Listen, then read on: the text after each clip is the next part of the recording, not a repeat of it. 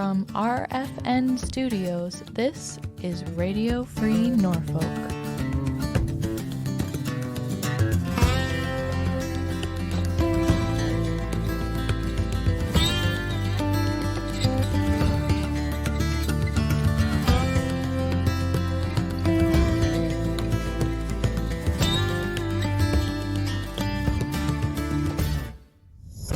Since our current mayor, Crystal Chop, took the reins, we haven't heard much from our former mayor, Charlie Luke.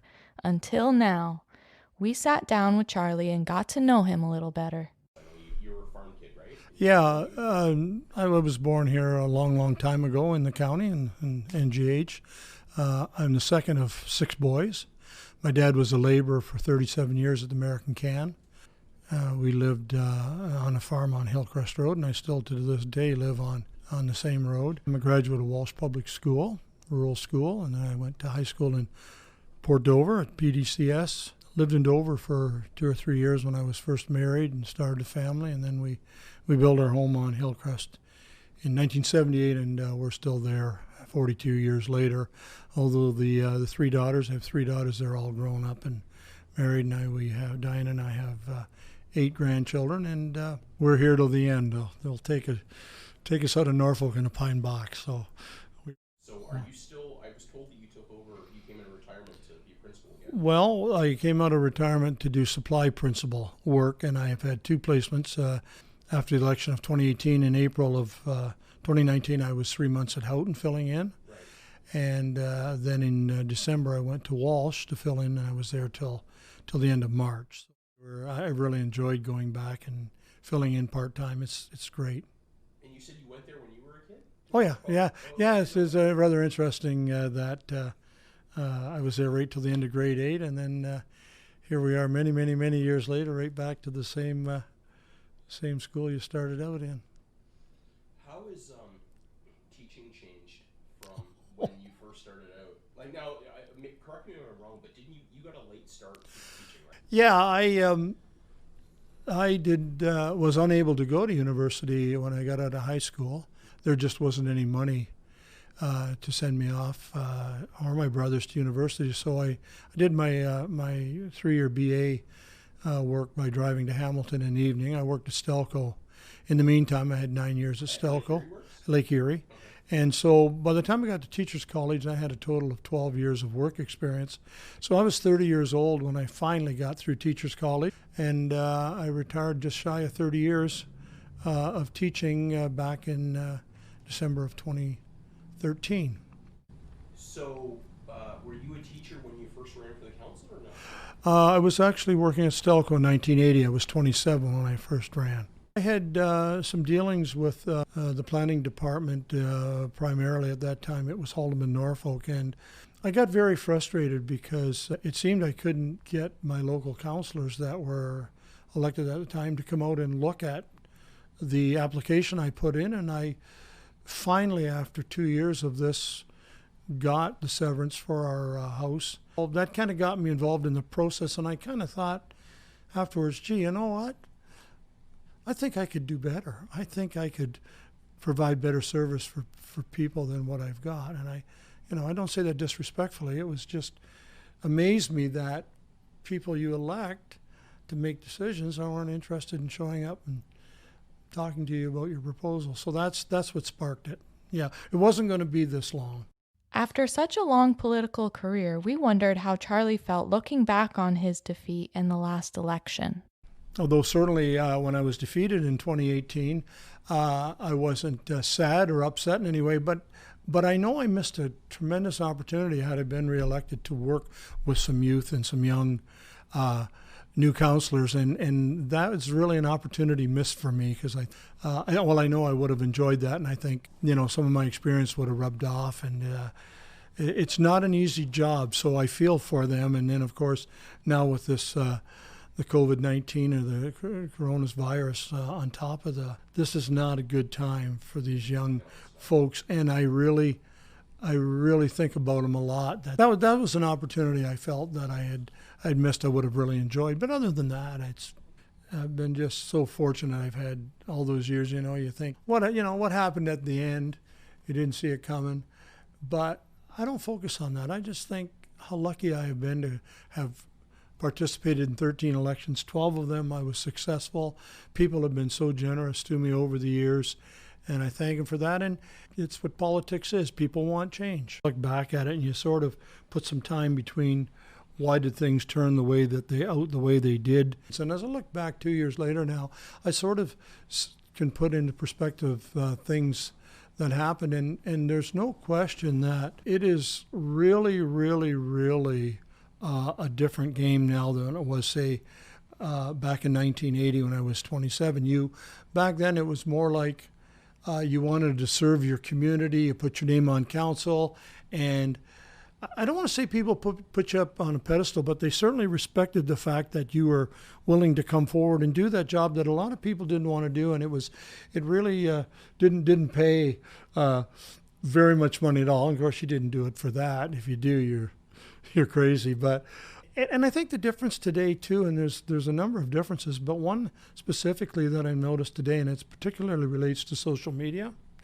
And I think social media is a wonderful thing, but I think there's a negative side to it that is really difficult for me to deal with. And when I was first elected, if I voted on something, a key issue, and you really took exception to it or something that I said, you would either bump into me on the street, you would call me, or say you want to see me, and you would tell me that you don't see it my way, and you would sort of talk to me about it and tell me why your way is better, and we would go to our separate ways. It seems more today now that if you say or vote a way that people take exception to, they don't pick the phone up usually. They sort of want to attack your character, and that's the tough part of that job now, is the fact that there are people probably wouldn't say those things to your face to you. At least most of them haven't to me, but they can be very personal, very rude, put a spin on what you say. And it's not nearly as much fun. This was a tough, dirty election for me to be involved in. I can say that, look anybody in the eye and say that. It was not fun. I can say of all the elections I've been involved in, nothing compared to the last one now. I'm not looking to make excuses or to try to justify why I got defeated. It's part of politics. But when I look back, different people have pointed out things. We had an all-male council. Now we had, 4 or 5 women running for the first time? There was an imbalance there that you have to have, the fair sex on board too. It just makes a nicer balance. And certainly there was a whole wave of we need change, we need to get rid of everybody. And I mean, that's happened provincially. That was but you suddenly realized you were swimming against a strong current. There was a whole wave of we want change and a movement towards younger people. And I was aware of that. I can honestly say that I worked hard at that job as mayor. It's something I had wanted to be for a long time, and I believe I did a very good job, the best I could. I was visible throughout the county at events. I was in my office 5 mornings a week, certainly till noon, if not beyond, and evenings. And I don't know if there was an email or a phone call that I ever missed returning. That was just the way I always operated, and I always wanted to provide the best, fastest, efficient customer service I could. So I really think I did a decent job. There was certainly that wave of change. There was other smaller factors, I think, with the council that the last year didn't help. And you get good years. You get those years where, the bridge going into Long Point breaks Tuesday before May 24th. I didn't break the bridge. I'd worked hard and we had it repaired in less than 6 weeks. But it's those kind of things that can really upset people. This time, I would say that this new council is perhaps more reflective of the population of Norfolk County. Good point. Young people. Good point. I'm glad that you mentioned that because, I wanted to see some female representation on that council. I think it's important. Absolutely, and it was long overdue, and I'm really glad to see that. Like I say, I've told people after the election, I just wish this new council the very, very best. I don't wish any of them the mayor and the 8 councilors. I don't wish any of them any ill feelings or hardships, because I know it's a difficult job in best of times. So I just want the best for this county, and this is what the people have chosen to do. And so A big slogan for the desire for change in Norfolk County during the last election was to get rid of the old boys club. And here are Charlie's thoughts on the topic and the new council. we came to be pretty good friends, but I can honestly say that nobody knew how anybody was voting. In all my years, my 38 years of being on council, I never once picked the phone up and solicited somebody for a vote. I never, ever, as a councilor, ever had a mayor pick a phone up and call me and say, I want you to vote this way on this issue. So to me, there's no party politics, or there shouldn't be. So you kind of leave your friendship hanging at the door, and you come to the council table, and that's why I like municipal politics so much more than, say, provincial or federal. Is I come and I have the privilege to stand on my feet and speak my mind the way that I'm going to vote and why and how, and I don't feel any pressure from anybody. So that's the part I really like. And there's no lobbying in the back room. I heard a few times comments in the last election about got to get rid of the old boy club. I don't think there's anybody that I know that could be further from the old boys club than myself, and I can name other people as well. I mean, I'm not putting myself above anybody. Every ward elects their councilors, and they're to come and speak on behalf of the people that elect them in their respective areas. And you don't get together and kind of figure out who's voting which way. It just didn't happen. Our new mayor and council have gotten a lot of media attention, but it hasn't always been positive. Charlie shares his thoughts. I recognize how difficult their jobs are at the best of times. There's a lot of people just do not want those jobs, period. And I can understand why. But I think there's things that have happened that don't need to happen. For the first time, I've seen us get Norfolk County attention at the province, get attention on national TV. And that can be a good thing, but for the things we're getting recognized and the reputation we're getting around the province among other municipalities, that's not the kind of recognition I think that's good for the county. Elected officials, above anybody else, must continually, day after day after day, have to promote the county in a positive manner. People need to continually hear about how great this county is, and that this is a good place to work, play, and raise your family. And as an elected official of any municipality, you have to like the municipality. I love Norfolk County. Perfect? Oh, no. No, it's not a perfect county. Problems? Oh, yeah. Issues? But I'll tell you, there are some places that aren't in as good a shape as this county. In all his years of experience, there's one thing this council has had to deal with that Charlie Luke never has: a global pandemic. It's something that I don't envy them.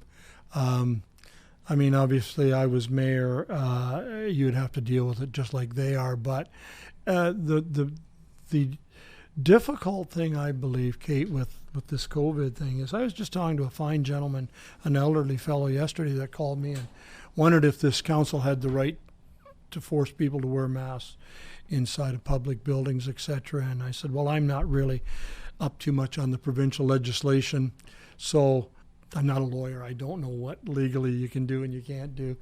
But I have heard so many people, maybe we're lucky in this county. Maybe we're in a bubble here. I think Norfolk's really only experienced maybe the one offshore death, unfortunately. And I know the nursing home in Haldeman had its outbreak earlier on. But outside, if you remove those two things from the equation in Haldeman, Norfolk, we've been pretty blessed concerning what's happening in areas of the United States.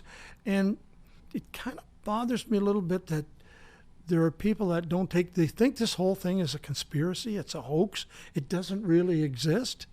And I guess I can sort of see that way of thinking when we really haven't seen people in the streets falling over from it and dying. And I've read accounts of that happening in Times Square. Homeless people just and they just come and pick them up off the street and take them, and they're dead. And so we have been so lucky here, and I don't think this virus, the whole thing is some kind of conspiracy or it's blown out of proportion. I think it's serious business, and I think it's going to be around for a while until they get this thing under control. So, yeah, one way it's, I'm not involved with that right now, but had I been mayor right now, I would have, you work through it. That's all you can do. Another major issue for Norfolk is the ongoing gas well situation. We asked Charlie for his insight. Well, when I was mayor, certainly that's the first time when we had the first two wells start to leak the gas just west of Silver Hill, and they were capped. One was done by the property owner and paid for by the property owner. The other was done, I believe, by the ministry. But I was on the emergency management team. The mayor is automatically. And it was a really quite a learning experience. The meetings I attended, I did so much lobbying with the ministries, MNR, MOE, the province to give us some assistance down here, because there's I don't know how many thousands of capped wells here in Norfolk County. And then we dealt with the third one that was dealt with fairly quickly and efficiently by the county, and that was just across the north side of 14th, across from Toyotetsu in the old gravel pit. We dealt with that as a municipality, and that was about a $50,000 repair job. So it wasn't too bad. But what's happened just north, of course, Silver Hill across from north side of McDowell Road, that's a head scratcher. I don't know what the solution is there, because the times that I was out to look at it, a little bit from a distance because it's pretty wet down in there, they weren't sure where the exact well was. The water was bubbling up. It just seemed to be all over the place. And it's my understanding that they thought they had a remedy to come in, and they had one of the local construction firms go in to put a roadway in and try to get things contained and try to find out how to cap it. And since they don't know what to do with it, so I don't have a solution. That's a real tough problem down there in that wetland. Seeing that the previous councils are often used as a scapegoat for Norfolk County's financial situation, Charlie had a lot to say about finances. Yeah, and that's probably one of the most difficult things for me to listen to. I certainly got familiar with most of the candidates back at election time in 2018, and there was no secret out there that the county was getting very low on its reserves. I mean, year after year, our auditor told us that's the one thing that this county can improve on. And we have always put reserves year after year, money away for reserves. But unfortunately, over the years, they have slowly dwindled, and all will make no excuses that this new council is absolutely right. And I think that I hope that they all knew that there were low reserves when they were running for the position. Certainly, I did not hear any solutions from anyone running in 2018 at Meet the Candidate Nights or their election platforms. There didn't seem to be a big concern then. And then suddenly when they get in there and, I assume that they knew what our financial picture was. It's right there to look at on the net. Anybody can look at it. Then all of a sudden, we hear the bells and whistles going off that the county's broke. This county is not broke. They have the same A minus rating from Standard & Poor right now as they did 4 years ago when we got the proceeds of $67.7 million from the sale of the former Norfolk Power. How they do the ratings of all the municipalities in the province, there's no secret. It's not about what you're going to do or what you can do. It's like a personal credit rating. If you got a poor credit rating, it's probably because you owe too much money and you don't have a lot of assets. At one time, it was estimated that Norfolk County had $880 million in assets. And people don't think about that. They drive by a sewage plant. They don't think of that as an asset. You build we build a $12 million sewage plant in Port Rowan, or we would have had to shut everybody down. We built a $17 million one in Delhi 3 years later. Now we're in Waterford at $15 million. What's ironic about that is the ratepayer can't pay for those. It can only be the users. People say to me, why are your water and sewer bills so high, one of the highest in the province? Well, I can explain that real easy to you. It's simple. The city of Kitchener has 175,000 residents. They have one sewage treatment, one water treatment for 175,000 people. They're the lowest in Ontario, I'm told. We have 65,000 people. We have 5 sewage treatment plants. Oh, it gets better. We have 5 water treatment plants. It gets better. Guess what? Only those people on the system can pay for the capital and operating costs. But it gets better. Guess how many people out of 65,000 are on urban water and sewer? 30,000, less than half. So we really have 5 sewage treatment plants, 5 water treatment plants for 30,000 people. That's why they're the highest. So when you build a new plant, and it makes sense there to debenture that $15 million and let the users down the road pay it off. They don't see the streets as an asset. If anything, they see them as a liability when they go over the potholes. They don't see all those things as assets. So we had $880 million worth of assets. At that one time, 3 or 4 years ago, we had $42 million of debt. The province dictates how much you can borrow each municipality based on its financial position. Our ceiling at one time a few years back, and again, it's probably changed a bit, but it was $120 million. So we only really were in debt for 1/3 of our borrowing capacity. And with interest rates being low, it's not too bad. But also, in 2017, our financial statement showed that we had in reserves, including the $70 million, showed our reserves at $92 million. So again, we had $800 million in assets at that time, $92 million in cash in reserves, and the legacy fund is a reserve, and we owed $50 million in debt. This county is not in poor financial shape. Yes, the reserves are low, but that doesn't mean you're broke. We have a $75 million legacy reserve. That is the reason we have an A minus thing. The other thing that you have to think about too is we have a pretty stable economy here for the most part in Norfolk County, i.e. we have some industry, businesses, we have a strong farming community, and this council now has the ability every year, as they did this year, to levy on their ratepayers over $100 million year after year after year. And the other thing, Kate, I would like to say that I kind of don't agree with, when your reserves are low, set out a plan to slowly build them up. We did have those plans, but we also got hit, and I'll get to that in a moment on the finance, because this is a thing that I think this council needs to stop telling the world how broke this county is. That's not going to attract anybody here. The county is not broke. So if your reserves are low, you don't have to build them up in the first 2 or 3 or 4 years in one term. You can have a long 10, 15-year plan that'll slowly, and that was what the proceeds of the legacy fund was to do.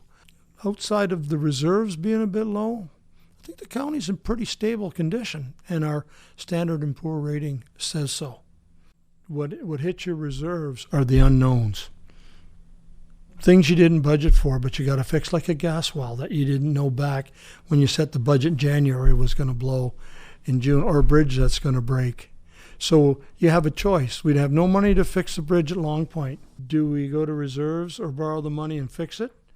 Or do we not fix it and say, we got to wait till next year, you people won't be able to use your cottages this summer? So we spent $360,000 and did the temporary repair. When the garage, the former regional garage on number 3 highway, suddenly when the contamination, after years and years and years of not moving, suddenly in 2016, 17, started to move southeast towards our water fields on Cedar Street, MOE says, you clean them up, or we're going to clean it up and give you the bill. So now you're into $2 million. Is it in the budget? No. So you have to go ahead and do that. We had a long outstanding, I know at election time people saying, well, Luke and his council spent, $5-6 million last year in 2017 that wasn't budgeted. And they're right, we did. But they don't tell you why. We didn't have a party. We were in a long legal battle with Haldeman since 2009, 2010, where they claimed they didn't get their fair shake when we parted company back in 2000 on the asset that was allocated by the transition team, and they took us to court, and it was a long battle. We thought we were right, but in the end we were ordered to write Haldeman a check for well over $3 million. And that wasn't in the budget. We really thought we would win that. I asked the auditor one time, Jeff O'Donnell, what do you suggest as an accounting firm is a good figure to have for reserves on hand in a municipality or a company? And he said, well, you know, everybody's got a different idea. Just like every household has a different idea how much they want to have in their savings account. Some people save for any day. Some people say, let's live for today. I can remember him saying, well, you know, my advice is you should be in about a 20% range of your reserves to feel a little bit for rainy days. I don't think you should be taxing people heavily just to save money to put away. And the reason I say that is, if you build a new sewage plant like we're doing in Waterford right now, if you build one, and they're about $14, $15 million, my philosophy is it shouldn't be just the taxpayer today in 2020 that pays the whole shot. They're going to be users down the road. It's through their fees that are going to pay it over the next 10, 20 years. A bridge has a life expectancy on an average of 80 to 90 years, almost 100 years. Why should the taxpayer today pay the whole shot? Shouldn't future generations that are going to use that bridge help pay for the cost just like they will for the maintenance? But just because our reserves dipped down and got low, that doesn't mean that this county is broke. Far from it. There has been a significant amount of staff changeover with the current council, particularly the tough job of CAO. We asked Charlie what makes a good CAO based on his experience and the role of mayor and council. Well, I think that really what makes a good CAO is what makes a good store manager, what makes a good. I think it's in anybody that is sort of your top management position. I think first of all. When I was mayor, it was very clear. I worked with two different CAOs, and initial discussion was basically that I'm the political side of the fence, and you're the management side. And if I ever cross the line into your territory, I expect you to make sure I'm aware of that. And it works two ways. I think a CAO has to always remember. Tiptoe to the line, the political line, but don't cross it. Number two, make sure that you're honest with everything in dealing with your council. The third thing I would like to say, Kate, is when I look back, I think that the CEO has to have the management skills, the willingness to work long hours under some pretty tough conditions, but I think has to earn the respect of all the folks that work under him. I mean, Norfolk County is a big employer, and you can't expect to get to know everybody's name, but you really have to have a nice touch with people and let them know that they're appreciated. In positions in a municipality and government, I think often they're criticized when things suddenly don't go just the way people expect it. But I think a lot of times the day-to-day stuff that they work hard, they like their jobs. There's some wonderful, wonderful people working for Norfolk County. Some of the best people I've worked with in my entire life are employees of Norfolk County. They really like the county, they really like their job, and they really want to do a good job. The public has this perception that the mayor's running the county. Oh, I wish. Mayor's the head of the corporation. If it was the Ford Motor Company, the mayor would be the chairman of the board. Big difference between chairman of the board and plant manager. And so you very clearly have to understand. I know I've had people say to me, well, that decision council voted on last night, Charlie, was really stupid. That was terrible, the outcome, how they voted on that. What's the matter with you? Well, I didn't vote in favor of it. I voted against it, but I lost. Well, you can overturn it. You're the mayor. No, that's not democracy. What do you mean you can't overturn? You're the mayor. You can overturn any decision of council. I can overturn no decision of council. And well, then why do we need a mayor? Well, if I could overturn any member of council, why would we need a council? Wouldn't my job be fun if I could overturn every decision I didn't like? And I really tried in my meetings. People that come to the microphone from the public were heard. And even if I didn't agree with them, what they had to say was important. And I also I really hope that the way I conducted my meetings, that people got the impression that this council, myself included, these 9 members are going to make the decision. And the majority is going to rule. And it doesn't matter what I want. I mean, I will stand up and argue and I'll debate and I will fight for what I want. But boy, when the question is called, majority rules. That's democracy. Despite the pressure on Mayor Chop over the hub, it's a project that was passed down from the previous council. The most controversial issue with this council versus the public has been the hub. What are your opinions on the hub project? I'm just trying to see what time I've got to be home by 6 a.m. Okay, I got time to answer that question. Well, you know, when I left the office there, I had 2 files about 3 inches thick on all the background material I had on this. When I made the trip and was invited to go to Wilmot to see the facility that they had put together in 2 phases, back when the money was a little easier to get, I have to tell you, there were 2 reasons I supported pursuing the possibility of a recreational hub.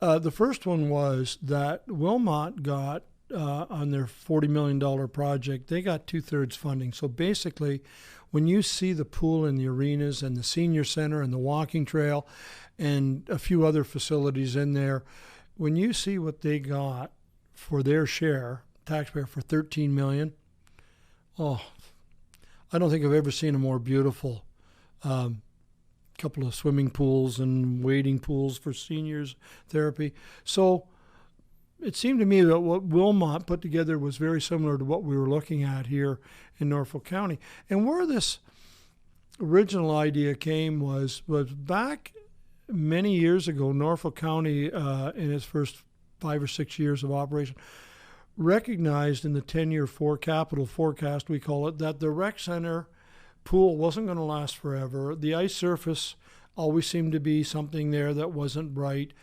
And so there was $5.4 million put aside in reserves to refurbish a new pool at the rec center site, arena, and also add a small gymnasium.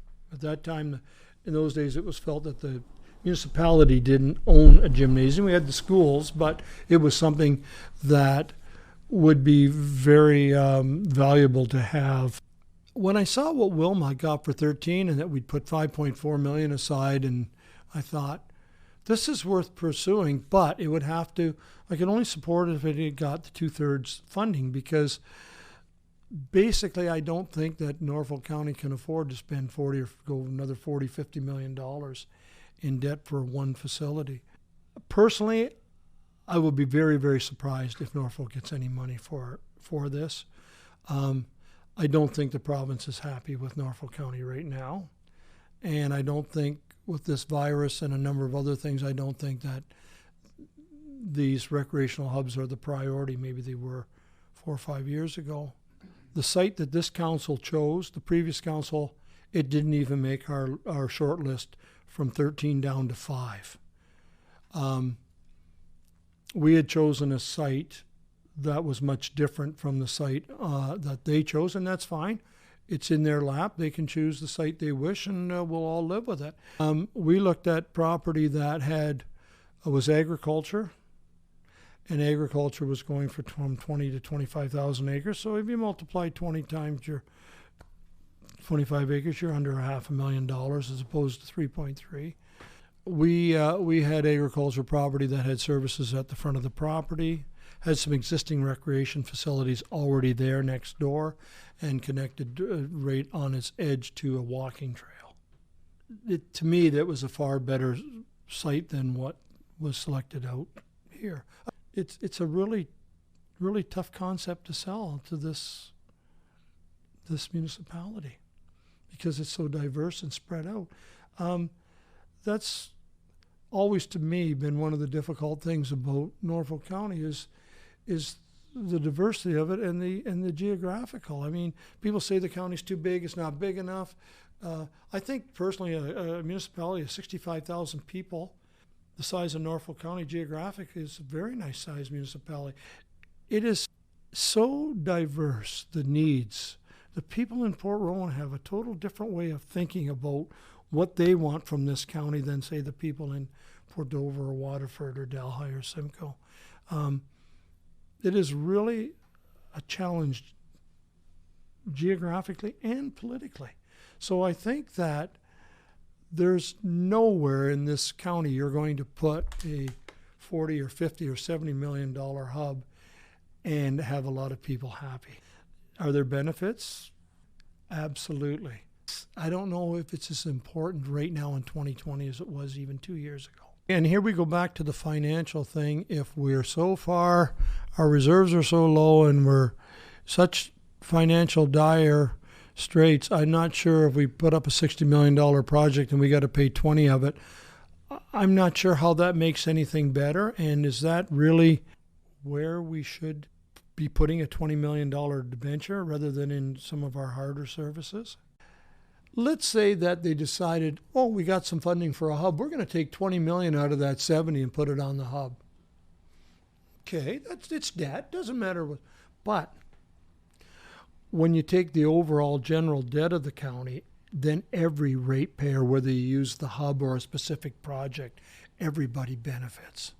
It's like when we put that $350,000 on the levy one year, it dropped your tax increase by 0.5%. Not a lot of money, but every household, every business, every farmer, every industry got that 0.5% and benefited.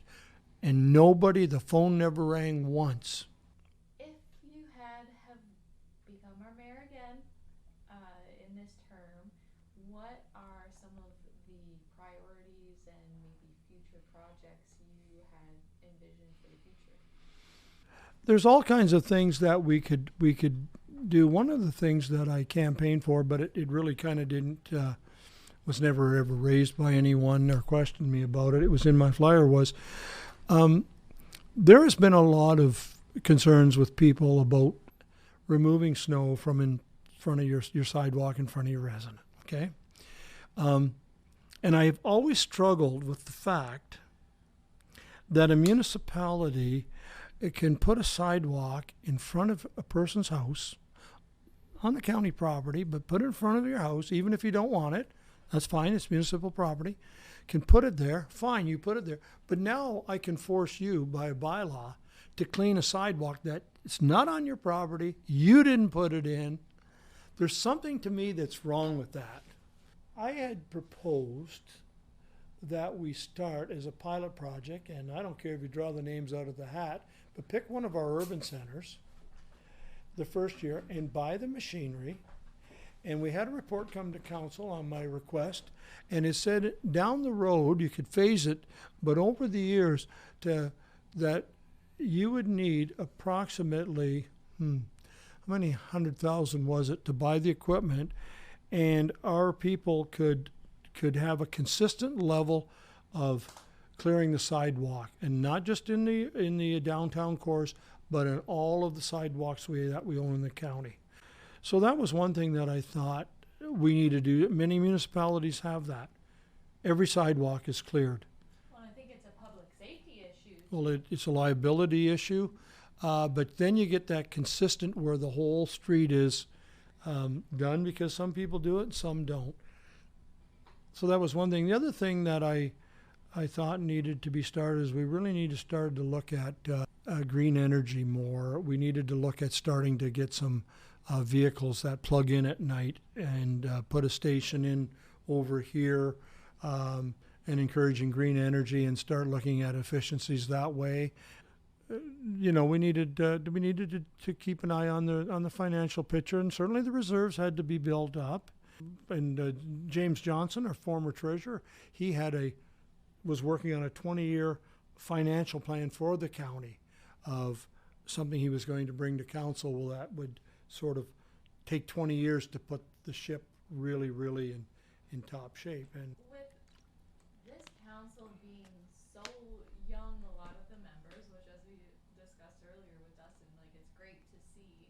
we're really coming to a shift where, we have a big senior community within Norfolk, and it's almost getting time to pass the torch. There's less and less older constituents You're right. in council right now. Yes. So thinking, say, 10, 20 years ahead, as we see this shift in council and the younger generation kind of starting to take their training wheels off and go, Okay. what do you think is most important for us to preserve to keep the identity of Norfolk? I mean, we are going through transition now, not just even with young people, sort of as you say, kicking off the training wheels and running the ship on their own, and that's a good thing. I think it's also there's transition where there are so many people moving from the urban centers, GTA area, Burlington, but I think that even with all these transitions, we have to remember Norfolk County is Ontario's garden, and we deserve that title. We are the most diverse farming community in Canada. Not in Ontario, in Canada. And our farmers are good. Our climate's good, our ground is good, our growing season is good. And look at the diversity of crops they grow here. We are a farming community. And we must never lose sight of that this is a great place where to grow food, to feed people, and that's going to become so important in the future. So we got to keep sight of that. We've got to keep really good handle on our planning for homes. That has been a terrific business for this county, the creation of new homes every year. We have to make sure that we expand and do our developments in a proper way, in a good fashion. And this is quite evident when you get into some of the communities like Turkey Point and Long Point, where by today's standards, those places would never be allowed to exist. And we're glad they're here. But there's just drainage issues and other things that just, what's going to solve them is a lot of money. Just don't lose sight of who we are. We're a farming community, so we have to be very positive. We have to really promote our lifestyle here. The gentleman was out with his farm-all tractor wagon. He was trimming a huge windrow. And we got talking about Norfolk County and the farms and how beautiful it was. And so I said to him, tell me, you live out here and I live on sort of the edge of Simcoe. We're a world apart at times. And he said, yes, we are. And I said, what do you living here on Beach Lane expect from your council, your municipality? I want to know. And he looked at me and he said, do you see that road out there? I said, yeah, it was 100 feet away. He said, I want you to keep it in good repair and I want you to keep snow off it in the winter. And I want my garbage picked up every week at the same time. And then I would like you to leave us alone because we're a farming community. We look after each other and we solve most of our own problems. If we need you, I know how to get a hold of you. And I never forgot that. He looked me right in the eye and maybe that's the Norfolk that we've been used to for a long, long time. And it seems our society is changing and we want more, but we want less. And we all want more. That's human nature. But sometimes we forget that if we want more, if we're going to get it, we got to reach around sort of, and this thing is called a wallet. And we don't mind paying taxes. Make sure you spend my money wisely. Don't be stupid with it. Don't waste it, because I don't, because I work for it. The number one factor right now in attracting people to live in your community is not smokestacks. In the 70s, people chased smokestacks. Surprisingly, the number one, I'll never forget this. This lady that gave this presentation was right on the money, and she was good. She said, what attracts people to your community is, how does your community smell? What does your county smell like? And she's not just talking about your nose. Are there trees on your boulevard? Is your downtown viable? How's your park system? How's your recreation? Is your community clean? Or is there garbage all over? People take pride in their community. So that begs the question, is Charlie Luke retired forever from politics in Norfolk County? Who told you that? You know, I don't want to sound like anybody that's been defeated normally says, you know, a lot of people coming up to me ask me if I'm going to run again. I always get a chuckle out of that. And the first time I find myself in the position of saying, you know, that seems to be a lot of what lately people I'm running into saying, are you consider running again? And my answer is the same consistently. I haven't thought about it. I went through, when I was defeated, I went through a little adjustment period. You go to the same chambers every Tuesday night for 38 years. It's your second home. I love the work. I love the challenge. I miss the work. I miss getting that agenda every Friday. And some days I'd come home from school. I didn't even take my coat off. I'd start going through it because I wanted to see what the issues were. I enjoy seeing people and dealing with their issues. So getting back to your question, whether I'm running again or not, you know, I had to go through probably a good 6 months of transition of saying, because a lot of people when they retire, they plan for it, or they know 6 months ahead. They know what their next step is. You go in Monday night to the polls, and you have a full-time mayor job, and you leave an hour later, and you're retired. And I had retired from teaching, so for the first time, in a long time, I didn't know what I was going to do. But I miss the work. I'm also very much enjoying my lifestyle right now. My focus is on my family, my grandkids, spending on getting to know them. I just recently completed renovating a house, and I'm also renovating at home right now. So I've got a very good lifestyle now, and I've got a very happy wife and kids. And so I would have to say to you that there is a possibility I may run in some capacity. And whether that happens or not, I honestly can't say yes or no right now. And I don't know in what capacity. So I'm just kind of going along here, and I would think probably a year hence it's time to start thinking about whether you want to get back into that or not. Could 2018 truly be the end of Charlie Luke's political career, or will he make a comeback? No matter what he decides, that's up to you, Norfolk.